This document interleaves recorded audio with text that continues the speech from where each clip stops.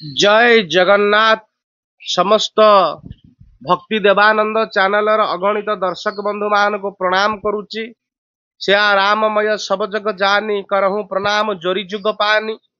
आज सका मु खाली मुह टिके धोई एमती गामुछा गंजी खंडे पिंधि राति शोली उठी बसी आपण मानकर कल्याण निमंते आपण मानकर उपकार निमंते आज भिडियोटी को आपण फास्ट रु लास्ट पर्यंत देखिए।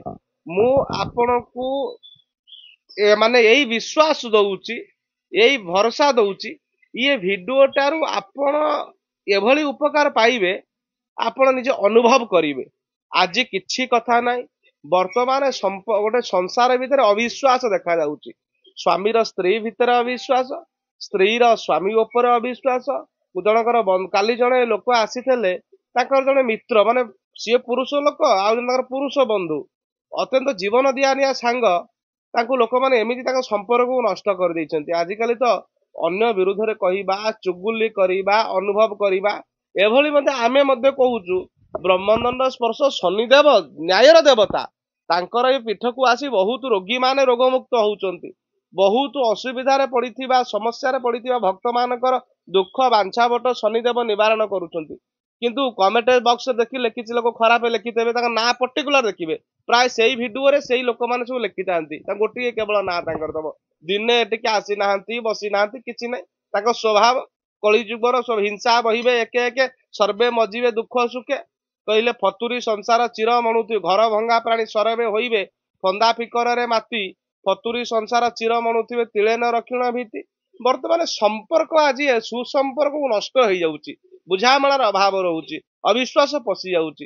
ए जो संपर्क को फेरई आनिबा पाई सुसंपर्क प्रतिष्ठित करिया पाई आपनका भितर बशीकरण भाव आसवा पाई लोकंकर गोटे कथा मते केही भल पाउनांती यही सबु कथा को चिंतन करी आज एक बशीकरण प्रतिकार आपण मानक सम्मुख रे आमे उपस्थापन करूछु।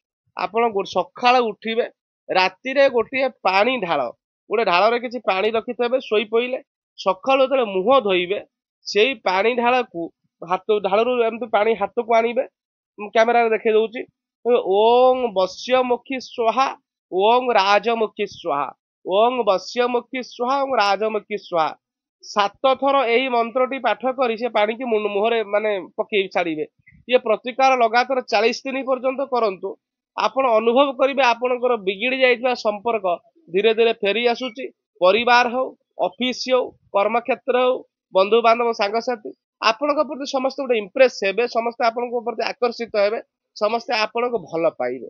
आ गोटे कथा आपण जदि निज कोनोसी बंधु बांधव हुंतु आपनक चिन्हा जणा आपण रिलेशनशिप का सहित खराब हो जाइछि आ माने आपनकर किछि दोष नै से आपनक दोषी बोली भाबुचंदी आपण गोटे मंत्र कहूची जे तांकू राति रे ठीक सोईबा बेले आपण बिछଣା पर बसिबे तांको प्रति छबिटी निज मुह ऊपर आनिबे मानसिक स्तर ओम क्लीम स्वाहा ओम क्लीम स्वाहा ओम क्लीम स्वाहा ए मंत्रटी 108 किंबा 21 थर 7 थर जते अधिका पाठ करिए भलो आकु पाठ करिवे ओम क्लीम स्वाहा देखिए किछि दिन कला पर आपन गोटे तरंग ऊर्जा जीव से आपन संपर्कटा भांगी जाइता संपर्क फेरे माने सुधुरी जीव।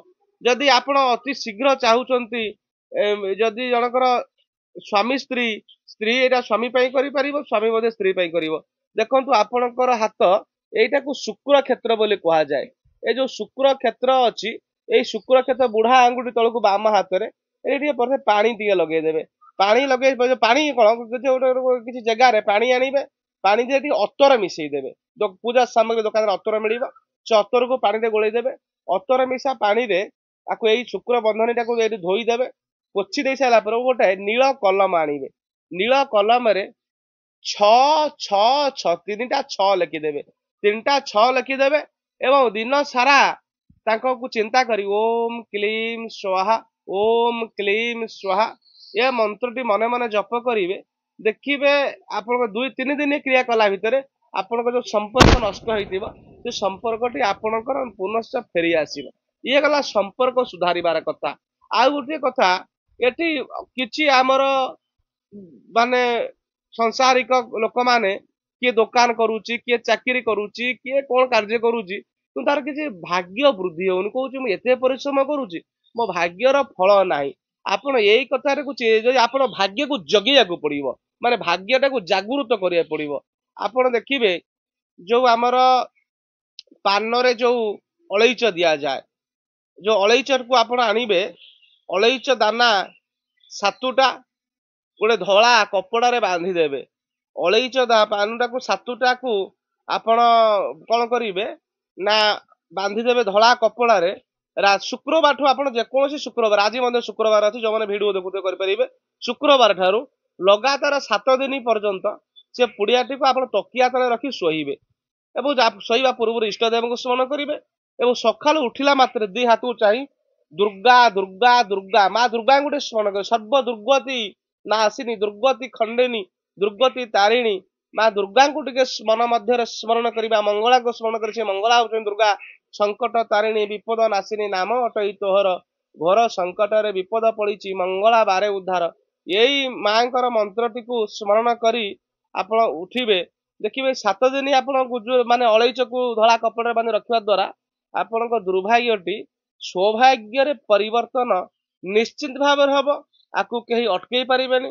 ଆପଣ ଦୃଢ ବିଶ୍ୱାସର ସହିତ କରିବେ, ଦୃଢ ଇଚ୍ଛା ଶକ୍ତି କି ମିଶେଇ ଦେବେ।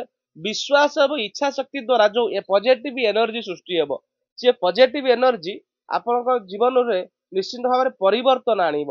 ତେଣୁ ଅନେକ ଉପଚାର ଅଛି। ତେଣୁ ଜାତକକୁ ବିଚାର କରିବା ଦରକାର। କୋଉ ଗ୍ରହର, ଗୋଟେ ଗ୍ରହ ମାନଙ୍କର ଏନର୍ଜି ବା ଶକ୍ତି ଆମ ଉପରେ, ପ୍ରତ୍ୟେକ ଗ୍ରହର ଶକ୍ତି କ୍ରିୟାନ୍ୱିତ ହୁଏ। ସେଇ ଗ୍ରହ ମାନଙ୍କ ଶକ୍ତି ଦ୍ଵାରା ଆମେ ପରିଚାଳିତ ହୋଇଥାଏ। ଆପଣ ଯଦି ଇଏ ପ୍ରତିକାର ସବୁ ଶୁଣିଲା ପରେ, ବର୍ତ୍ତମାନ ଦେଖନ୍ତୁ ଗୋଟେ ଏନର୍ଜି ଆସିଛି, ଗୋଟେ ରାହୁଙ୍କର ଗୋଟେ ଏନର୍ଜି ଆସିଛି ସାରା ଭାରତ ବର୍ଷ ପାଇଁ। ଯେ କି ବର୍ତ୍ତମାନ ଭାରତ ବର୍ଷର ରାଶି ହଉଛି କର୍କଟ ଏବଂ ବର୍ତ୍ତମାନ କୁମ୍ଭ ରାଶିରେ ଅଛନ୍ତି ରାହୁ। କର୍କଟ ଠାରୁ ଅଷ୍ଟମ ଘରେ ଅଛନ୍ତି ରାହୁ। ଦେଖିବେ ଆପଣ ରାହୁଙ୍କର ମା ସିଂହଙ୍କା।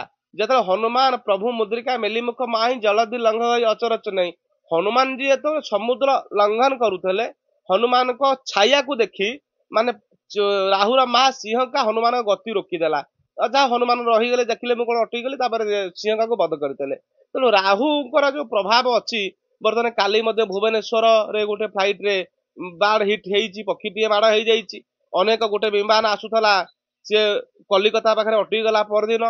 ତେଣୁ ଏ ଯୋଉ ଗୋଟେ ଏନର୍ଜି ଆସେ, ଗୋଟେ କିଛି କାରଣ ପାଇଁ ଏନର୍ଜି ଆସେ, ଗୋଟେ ସେଇ ଖରାପ ଦୁଷ୍ଟ ଶକ୍ତିଟି ଏନର୍ଜି ଆସିଛି ରାହୁଙ୍କ ଦ୍ଵାରା, ଯେ କି ସବୁ ବିମାନ ଗୁଡିକକୁ ସେ ସବୁ ବାରମ୍ବାର ଦେଖନ୍ତୁ, ଗୋଟିଏ ବିମାନ ଆକ୍ସିଡେଣ୍ଟ ହେବା ସବୁ ବିମାନର ତ୍ରୁଟି ଦେଖାଯାଉଛି।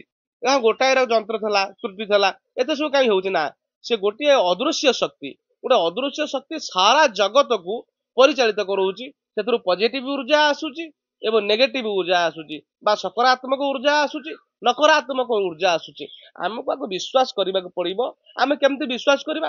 ଯେତେବେଳେ ଆକୁ ଆମେ ବିଚାର କରିବା, ବିଶ୍ଳେଷଣ କରିବା, ଅନୁଭବ କରିବା, ସେତେବେଳେ ଆମ ଜୀବନରେ ନିଶ୍ଚିତ ଭାବରେ ବିଶ୍ୱାସ ଆସିବ। ତେଣୁ ସଜ୍ଜନ, ଇଏ ହଉଛି ବାଞ୍ଛାବଟ ଶନିଦେବଙ୍କର କ୍ଷେତ୍ର। ଇଏ କ୍ଷେତ୍ରକୁ ଆସିବା ମାତ୍ରେ ଅନେକ ବ୍ୟକ୍ତି ମାନଙ୍କର ଦୁଃଖ କଷ୍ଟ ଦୈନ ଦୂର ହେଇଯାଇଛି, ହଉଛି, ଆଗକୁ ହବ ମଧ୍ୟ। ଏ ଜାଗାରେ ବହୁତ ଉର୍ଜା, ପଜିଟିଭ ଉର୍ଜା ଅଛି। ଆପଣ ମାନେ କ୍ଷେତ୍ରକୁ ଆସିବାକୁ ଚାହିଁଲେ ଓଡିଶାର ଯେକୌଣସି ସ୍ଥାନରୁ କଟକ ଓମ୍ପି ଛକ ଆସିବେ, କଟକ ଓମ୍ପି ଛକ ଠାରୁ ଜଗତସିଂହପୁର ଜିଲ୍ଲା ଆସିବେ, ଜଗତସିଂହପୁର ଠାରୁ ବାଲିକୁଦା ରାସ୍ତାରେ ଆସିଲେ ବାଲିକୁଦା ପୂର୍ବରୁ ପଡିବ ଗୋପାଳପୁର କଲେଜ ଛକ। ସେଇ ଗୋପାଳପୁର ଛକ ଠାରୁ ଗୋଗଳ ଗ୍ରାମ ଶନି ମନ୍ଦିର ପଚାରି ଆପଣ ମାନେ ଆସିପାରିବେ। ଏ ହଉଛି ସମ୍ପୂର୍ଣ୍ଣ ଠିକଣା। ତା ପୂର୍ବରୁ ଚାହିଁଲେ ଗୋଟେ ନମ୍ବରରେ ମଧ୍ୟ ଯୋଗାଯୋଗ କରିପାରିବେ, 9669697827। ଏ ନମ୍ବରଟିରେ ମଧ୍ୟ ଆପଣ ଚାହିଁଲେ କଲ୍ କରିପାରିବେ। ପ୍ରତ୍ୟେକ ଶନିବାର ଦିନ ଆସିଲେ ଭଲ। ଏ ପୀଠକୁ ସକାଳ କୌଣସି ରୋଗ ସମସ୍ୟା ଥାଉ, କୌଣସି ଦୁଃଖ ଥାଉ, ବାଞ୍ଛା ବଟରେ ଡୋରି ବାନ୍ଧିଲେ ବାଞ୍ଛା ପୂର୍ଣ୍ଣ ହଉଛି। ଆପଣଙ୍କର ସମସ୍ୟା ପାଇଁ ଜାତକ ଆଣିପାରିବେ, ମାଟିର ପରୀକ୍ଷା ପାଇଁ ଘରର ମାଟି ମଧ୍ୟ ଆଣିପାରିବେ।